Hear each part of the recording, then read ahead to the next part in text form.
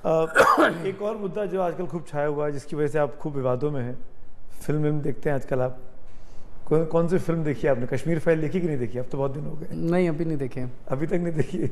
आजकल बहुत कम टाइम मिल रहा है, बहुत ज़्यादा। पिछले पंजाब चुनाव 6-7 महीने से बहुत बिजी हो गए हैं। कश्मीर फाइल्स को क्यों टैक्स फ्री नहीं कर रहे हैं? जब आप सांड की आंख को कर मेरे सकते हैं और चीज़ों को कर सकते हैं, क्यों दिक्कत है? नहीं, हो सकता है आपके लिए कश्मीर फाइल्स मेरे लिए जरूरी नहीं है। मैं जानना चाहता हूँ आप क्यों नहीं, आपने ऐसे जिद पकड़ ली है कि मैं नहीं करूंगा इसको। नहीं, पर पिक्चर को टैक्स फ्री कराने के लिए इतना बड़ा कैंपेन क्यों देश के अंदर? इस पिक्चर को टैक्स, कश्मीरी पंडितों की आवाज कोई क्यों नहीं उठा रहा? मेरे को कश्मीरी पंडितों से प्यार है, कश्मीरी पंडितों की कोई बात नहीं कर रहा। पिक्चर को टैक्स फ्री करने की बात की जा रही है, क्यों? मैं आपसे पूछना चाहता हूं, जब कश्मीर से कश्मीरी पंडितों का पलायन हुआ था, उनके ऊपर त्रासदी हुई थी, जेनोसाइड हुआ था, उस वक्त केंद्र में किसकी सरकार थी? वीपी सिंह की। किस बीजेपी ने? बीजेपी सपोर्ट कर रही थी, बीजेपी की सपोर्ट की हुई सरकार थी। तब इसका मतलब ये खुद जिम्मेदार हैं पलायन के। उस वक्त कश्मीर में गवर्नर कौन था?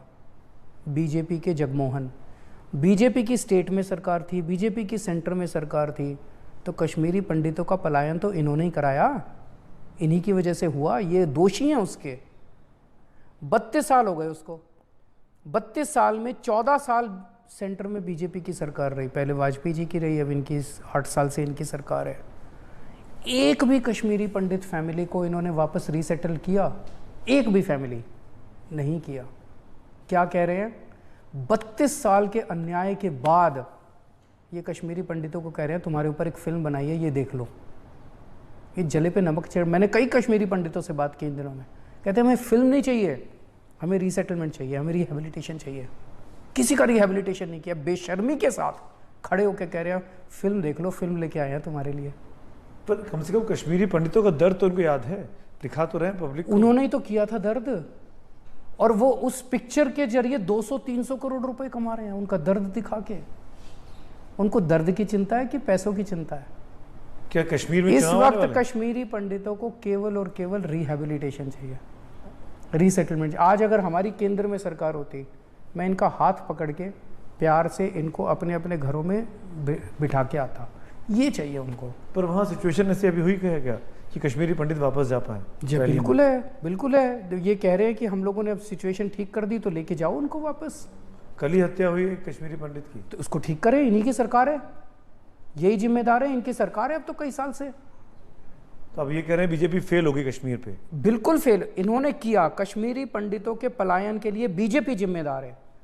उसके बाद 14 साल इन्होंने कोई रिहेबिलिटेशन के अटेम्प्ट नहीं किए, और 32 साल के बाद आज आके कहते हैं तुम्हारे लिए पिक्चर बना दी, पिक्चर देख लो, और वो भी पैसे खर्च करके।